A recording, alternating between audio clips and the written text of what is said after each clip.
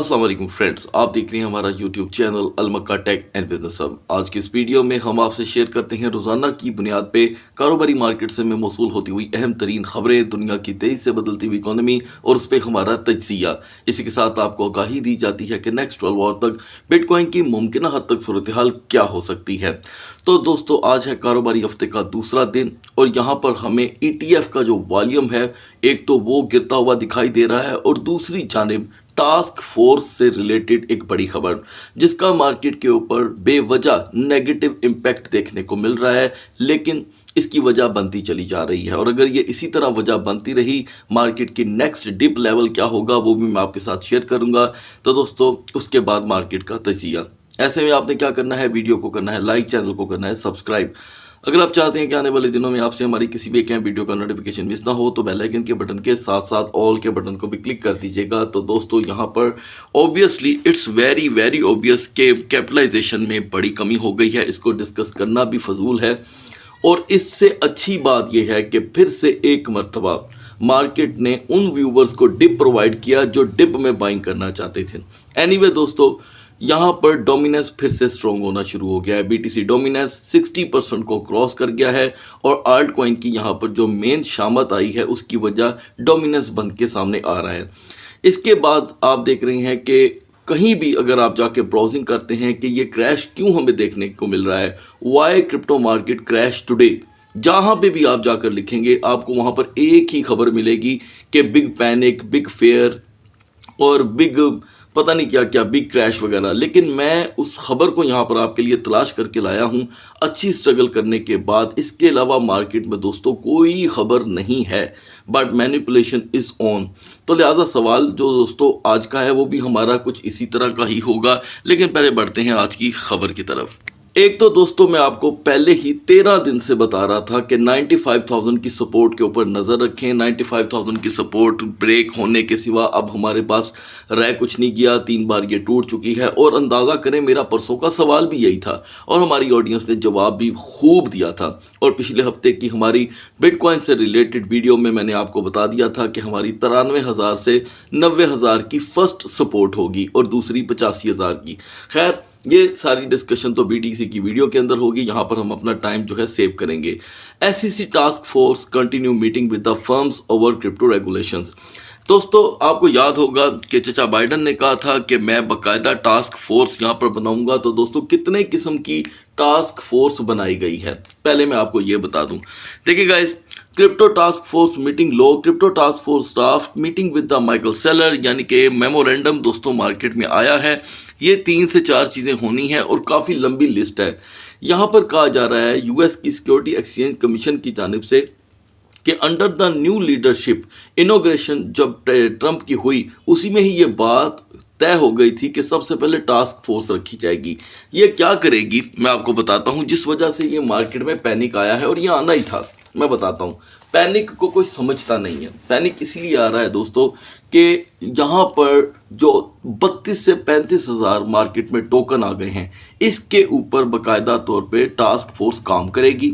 वो चेक करेगी कि आखिर के कार यहाँ पर फंडामेंटल कंपनीज कौन सी हैं, फंडामेंटल टोकन कौन से हैं। क्योंकि हमने देखा पिछले तकरीबन 2 साल में जिसका मुंह उठता है वो मुंह उठा के यहाँ पर अपना दोस्तों टोकन बना देता है। तो दोस्तों, अब ये ज़्यादा देर तक नहीं चलेगा। 21 जनवरी को इस टास्क फोर्स की बाइडन ने ट्रंप ने अपनी स्पीच के अंदर डिस्कशन की थी। सिर्फ कौन सी, जो बिहाइंड द स्क्रीन थी, जो उन्होंने स्क्रीन के ऊपर आके स्पीच की थी, उसमें तो ऐसी कोई बात नहीं हुई थी। तो 21 जनवरी से लेके अब तक इसी टास्क फोर्स के ऊपर दोस्तों काम हो रहा था। याद रखिएगा कि अब इसका इंफ्रास्ट्रक्चर तैयार होने जा रहा है और जो मीटिंग इनकी होगी माइकल सेलर के साथ वो बड़ी अहम होगी। याद रखिएगा, माइकल सेलर से इनकी मीटिंग अगर पॉजिटिव रहती है, ये मेरा ज़ाती नज़रिया है, आप इसे मुकम्मल तौर पे डिनाई भी कर सकते हैं। अगर इनकी माइकल सेलर के साथ अच्छी रह गई मीटिंग तो मार्केट के अंदर एक अच्छी फिज़ा कायम हो सकती है, इसलिए कि माइकल सेलर ही इस वक्त बिटकॉइन के बेसिकली एक मेन रिप्रेजेंटेटिव बने हुए हैं। ठीक, ऑब्वियसली जब वो इनसे मिलेंगे तो कोई पॉजिटिव बात ही होगी। इसलिए हम इस पॉजिटिव बात की उम्मीद क्यों कर सकते हैं, मैं कैसे कर सकता हूँ कि वो पॉजिटिव ही बात करेंगे, इसलिए कि माइकल सेलर और उनके साथ उनके कई ऐसे पार्टनर जो दुनिया के बहुत अच्छे और बड़े बिजनेसमैन हैं वो उनके साथ खड़े हैं, ठीक है। और वो कैसे इस मार्केट को या इस इंडस्ट्री को गलत कह सकते हैं, खास करके जो अंडर द रेगुलेशन काम नहीं कर रहे, जो अंडर द रेगुलेशन होंगे उनको तो वो प्रमोट करेंगे। तो इसलिए वो तो खुद बिटकॉइन के बहुत बड़े समझ लें यहाँ पर इन्वेस्टर हैं और बहुत बड़े हामी हैं और बहुत ज़्यादा वो तारीफ़ करते आए हैं उस दौर से जब बिटकॉइन 17,000 पे था, ठीक है। मैं इस चीज़ का दोस्तों खुद हमेशा गवाह रहा हूँ कि जब मार्केट FTX के क्लैब से गुजरी, टेरा लूना के क्लैब से गुजरी, तो माइकल सेलर ही थे या सीजी थे, क्योंकि आजकल आपको पता है वो बाइनांस की बिहाइंड द स्क्रीन जो CEO शिप है वो कर रहे हैं, फ्रंट द स्क्रीन तो आते नहीं हैं वो, ठीक है। अब उनके ट्वीट भी उस तरह नहीं आते जिस तरह आया करते थे। तो याद रखिएगा कि इस मार्केट को अभी ज़रूरत है 3-4 अच्छे ट्वीट्स की, सिर्फ 3-4, जिनमें से एक ट्वीट एलॉन मस्क का भी हो सकता है, माइकल सेलर का भी हो सकता है, ट्रंप का भी हो सकता है। तो याद रखिएगा हमें यहाँ पर इस रेगुलेशन को पॉजिटिव नज़र से ही देखना होगा। मैं समझता हूँ कि ये जो टास्क फोर्स हैं end of the day market की बेहतरी के लिए काम करेंगे। मुझे तो इसके अंदर दोस्तों सिर्फ लोगों के ज़हन का बेवजह का पैनिक दिखाई दे रहा है, ठीक है। लोग बात बात पे पैनिक हो जाते हैं, तो ऐसा मुझे लग रहा है दोस्तों। बाकी अब चलते हैं मार्केट की तरफ। तो गाइस, जैसे कि मैंने मिडनाइट की वीडियो में आपको बता दिया था कि ये बहुत ही ज़्यादा क्रिटिकल वीक होगा, उसकी एक एग्जांपल आप देख चुके हैं। मैं उम्मीद करता हूं कि हमारे वो तमाम दोस्त जो हमारी बिटकॉइन की वीडियो देखते हैं वीकली, उनको भी फ़ायदा होगा, और जो हमारे डिस्कॉर्ड ग्रुप के मेंबर्स हैं उनको भी मैं यहाँ पर एक एक पल की जो है अपडेट फ्राहम कर रहा हूँ, ठीक है जी। हमारी पूरी टीम उनको यहाँ पर एक एक सेकेंड की अपडेट यहाँ पर फ्राहम करती है। तो गैस यहाँ पर मैं देख रहा हूँ कि हमारे पास जो XRP की बाइंग मौजूद थी 2.45 की, वो यहाँ पर इस वक्त एक डिप में आई है। अच्छा, एक चीज़ अपने ध्यान में रखिएगा कि बिटकॉइन और इथेरियम का आज का तजिया बड़ा अहम है, उसे मैं लास्ट में डिस्कस करूँगा। और अभी जो मैं टोकन डिस्कस करने वाला हूँ वो सिर्फ और सिर्फ फंडामेंटल स्ट्रॉन्ग होंगे, और मैं मुखातिब करूँगा यहाँ पर ज़्यादातर स्पोर्ट ट्रेडर्स को आज के दिन। दोस्तों यहाँ पर 2.45 की जो हमारे पास बाइंग है हमें दूसरा मौका देती है XRP में $2 का। तो हम यहाँ पे अपने आप को $2 में टारगेट करेंगे, ठीक है, ताकि हमारी यहाँ पर DCA जो है वो एक अच्छे लेवल का हो। दोस्तों मिडनाइट का हमारा आपसे किया हुआ सवाल था कि आपने क्रैश मार्केट में क्या सीखा है, तो मैं कहता हूं कि कमाल हमारी ऑडियंस ने जवाब दिया है। एक भी ऐसा जवाब नहीं था जो समझ से बाहर हो कि जी हमेशा आपने ये सोचा है कि स्टॉप लॉस सोच समझ के लगाना चाहिए, या फ्यूचर ट्रेडर्स ने कहा, स्पॉट ट्रेडर ने कहा कि हमेशा डिप का इंतज़ार करना चाहिए ताकि डिप आए तो हम बाइंग करें, और बहुत बड़ी कम्युनिटी ने कहा कि हमसे गलती हो गई, हमने अपने फंड्स को नॉर्मल मार्केट में यूटिलाइज कर लिया। तकरीबन 55% व्यूवर ऐसे थे जिन्होंने कहा कि हमने नॉर्मल मार्केट में अपने फंड को यूटिलाइज करके गलती की, हम अगर DCA करते, डॉलर कॉस्ट एवरेज के साथ चलते, तो हम यकीनन एक अच्छे प्रॉफिट में होते, लेकिन आइंदा हम डिप का वेट करेंगे। ये बहुत ज़बरदस्त दोस्तों आपकी स्ट्रेटजी है, और उनका यही कहना था कि buy in the dip is the best policy in the world. तो खैर दोस्तों, अब अगला सवाल फिलहाल आगे चल करके मैं आपके साथ शेयर कर आपसे पूछूंगा। नाउ BNB की हमारी सपोर्ट थी दोस्तों 618 की और रेजिस्टेंस 637 की। यहाँ पर BNB ने हमें जब 617 का लो दिया तो उसके बाद BNB ने सिर्फ 10 मिनट के लिए एक अप मोमेंटम पकड़ा, और वो था 622 का। तकरीबन आपको $4 की ट्रेड देखने को मिली होगी। उसके बाद BNB नहीं संभला दोस्तों। BNB ने यहाँ पर डिप दी है हमें 586 की। लिहाजा नेक्स्ट 12 आवर के लिए यहाँ पर BNB की जो डू एंड डाई की सिचुएशन है दोस्तों वो $600 के साथ जुड़ी हुई है। ये यहाँ पर अब की बार अगर 600 को ब्रेक करता है तो आप आसानी से $5 से $9 का इसके प्राइस में लो देख सकते हैं, और मैक्स रिकवरी आज के दिन की 616 तक की रहेगी। अब आते हैं दोस्तों सोलाना पे। सोलाना की हमारी सपोर्ट थी 146 की और रेजिस्टेंस 157। आपको बता दिया गया था कि 150 यहाँ पर ब्रेक होता है तो हम बड़ा डिप देख सकते हैं दोस्तों। वो बड़ा डिप आपने 133 का देखा है, रिकवरी है यहाँ पर 139 की, और अभी भी सोलाना की पोजीशन जो है वो मुसलसल वीक हो रही है। नेक्स्ट 12 आवर के लिए यहाँ पर सोलाना को 100% 142.50 रेजिस्टेंस देनी होगी। अगर ये 142.50 की रेजिस्टेंस नहीं देता तो आप दोबारा से 135 से 133 का इसमें डिप देख सकते हैं। Now guys, dose coin dose coin की मिडनाइट की जो पोजीशन थी वो हमने यहाँ पर आपके साथ जो शॉर्ट के एतबार से शेयर की, उसमें हम 100% कामयाब हुए हैं। डोज मुसलसल टूट रहा है।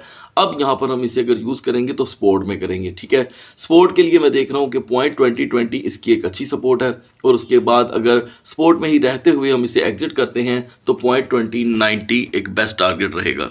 चेन लिंक के लिए जो हमें नीड रेजिस्टेंस थी दोस्तों वो थी 16.30 की, ये उसे बिल्कुल भी सपोर्ट नहीं कर सका, और आपको बताया था कि आप 15.70 का लो देखेंगे मिनिमम।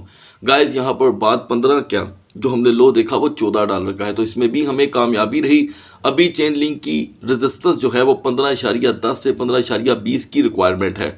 हम इस पे वापस नहीं आते तो हम 14.50 का दोबारा लो देखेंगे। सुई की हमारी जो सर्वाइवल मोड की रेजिस्टेंस थी दोस्तों, सपोर्ट थी, वो थी $3 की, इसने इसे ब्रेक कर दिया। हमारी जानिब से प्रेडिक्शन थी दोस्तों कि हमें 4.60 तक का लो प्रोवाइड कर सकता है। ओवरऑल 2.80 तो एक नॉर्मल सा लो होगा। ऐसा ही हुआ दोस्तों। सुई ने यहाँ पर जो डिप प्रोवाइड किया है वो है 2.63 का, ठीक है। और इसके लिए अभी जो नीड रेजिस्टेंस है, जो हमें ज़रूरी रेजिस्टेंस चाहिए, वो है 290 की, यानी कि 2.90 की। हम 2.90 को नहीं हासिल कर पाते। आप दोबारा 2.70 का इसके प्राइस में डिप देखेंगे। अब आते हैं LTC पे। LTC की दोस्तों हमारी सपोर्ट थी 122 की, रेजिस्टेंस 125। आपको अपडेट किया गया था कि हर सूरत इसे 125 पे वापस आना होगा, और अगले 45 मिनट तक अगर ये 125 पे नहीं आता तो हम इसमें $4 का लो देखेंगे। LTC ने दोस्तों हमें 106 का लो दिया है, ये बहुत बड़ा लो है, लिहाजा LTC इस वक्त 112 पे रेजिस्ट कर रहा है। नीड रेजिस्टेंस है 115, 115 की इसे दोस्तों रेजिस्टेंस चाहिए, तो LTC थोड़ा बहुत सेफ हो जाएगा। हम 115 पर नहीं जा पाते तो 109 से 108 का डिप दोबारा देखेंगे। BGP के लिए हमारी रेजिस्टेंस थी दोस्तों 4.95 की। आपको बताया गया था ये तब जब हम थे 4.85 पे, तो लिहाजा ये 4.95 पे पहुंच ही नहीं सका, एक बार नहीं पहुंच सका। तो हमारा डिप जो आपसे डिस्कस हुआ था वो भी 4.60 का था। लिहाजा BGP ने यहाँ पर जो डिप प्रोवाइड किया है वो है 4.38 का। ये काफ़ी बड़ा डिप है दोस्तों। नीड रेजिस्टेंस है इसकी, यानी कि जो इसका सर्वाइवल मोड है वो है 4.70 का। 4.70 के लिए इसकी सेफ्टी जोन होगी, उसके बाद हमारा डिप दोबारा रिवर्सल में 4.35 का है। ऐसे में दोस्तों हम यूनिस्वैप को भी डिस्कस करेंगे। 8.40 इसकी नीड रेजिस्टेंस थी, जो हमें बिल्कुल नहीं मिली। इस दरमियान यूनिस्वैप ने हमें जस्ट 8.38 का हाई दिया, और उसके बाद से लेके अब तक $1 का डिप दे चुका है। अभी यूनिस्वैप के लिए हर सूरत 7.95 इसकी सेफ जोन है। कोई भी टोकन इस वक्त मार्केट में अपनी सेफ जोन में वापस नहीं आता तो आपको दोबारा एक डिप देगा, और इसका नेक्स्ट डिप 7.55 तक का हो सकता है। एप्टस भी दोस्तों अपना सर्वाइवल मोड यहाँ पर जो कि है यकीनी नहीं बना सका, और इसने हमें 5.05 का लो दिया है। हमारी जानिब से दोस्तों 20 सेंट के लो की प्रोडिक्शन थी, लिहाजा इसने यहाँ पर तकरीबन 65 सेंट का लो दिया है। स्टिल नेक्स्ट 12 और के लिए यहाँ पर एप्टस को हर सूरत 5.50 प्लस रहना होगा। हम अगर 5.50 प्लस नहीं रहते तो एप्टस आपको दोबारा 15 सेंट का यहाँ पर लो प्रोवाइड करेगा। अब बढ़ते हैं BTC और इथेरियम के कैंडल चार्ट की तरफ। तो दोस्तों इससे पहले कि हम यहाँ पर बिटकॉइन के जो प्राइस एनालिसिस हैं वो स्टार्ट करें, मैं आपसे सवाल आज का शेयर करना चाहता हूँ कि क्या ये परमानेंट क्रैश है जो आप देख रहे हैं या मैनिपुलेशन। आपने ज़रूर जवाब देना है। याद रखिएगा, आपके जवाब से दूसरे दोस्तों को हेल्प मिलेगी, और अभी तक हमारी कम्युनिटी का 60% से 80% तक का जो रिप्लाई है वो बहुत ही ज़बरदस्त लेजिट है। यानी कि हम ये नहीं कह सकते कि हमारी कम्युनिटी कोई बेवकूफ़ और अनपढ़ है। तो मैं अपनी कम्युनिटी को बहुत ज़्यादा सराहता हूँ, यहाँ पर सैल्यूट भी करता हूँ कि आपने अभी तक कोई भी ऐसी प्रेडिक्शन नहीं की जो मार्केट के मिजाज के ख़िलाफ़ हो। पूरी मार्केट के बिल्कुल साथ चल रही है आपकी प्रेडिक्शन। तो दोस्तों इस क्वेश्चन को आपने ज़रूर स्टडी करना है। क्वेश्चन मैंने स्क्रीन पे चला दिया है। गाइस हम मिडनाइट में 94,320 पे ट्रेड हो रहे थे, 94,320 पे। आपको बताया गया था कि हमें सेफ जोन चाहिए 94,800 की। आपने जा करके देखना है अपनी एक्सचेंज पे कि क्या मार्केट ने हमें 94,800 की रेजिस्टेंस दी, नहीं दी दोस्तों। और फिर आपको बताया गया कि 93,300 तक का हम लो देखेंगे अगर हमें मार्केट ने 94,300 से ही दिन का आगाज़ दिया। तो गाइस हमने तो अपना डिप देखा ही देखा है, क्योंकि मैं हमेशा एक कंट्रोल डिप आपके साथ शेयर करता हूं।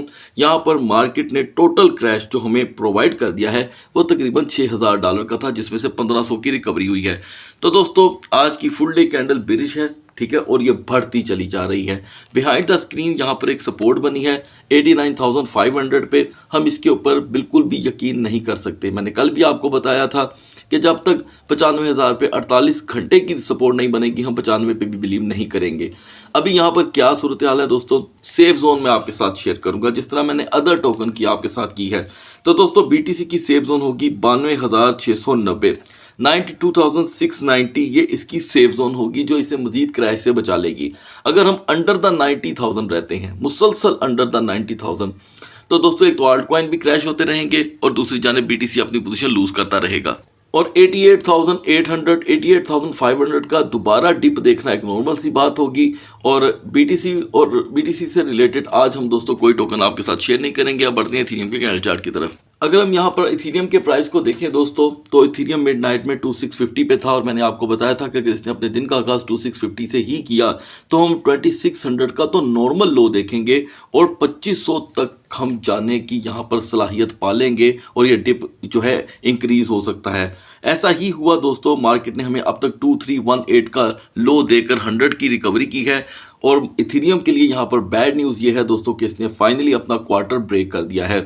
अभी हम यहाँ पर बिरिश इंगल्फिंग कैंडल देख रहे हैं जिसका शेडो बहुत ही ज़्यादा यहाँ पर इंक्रीज है।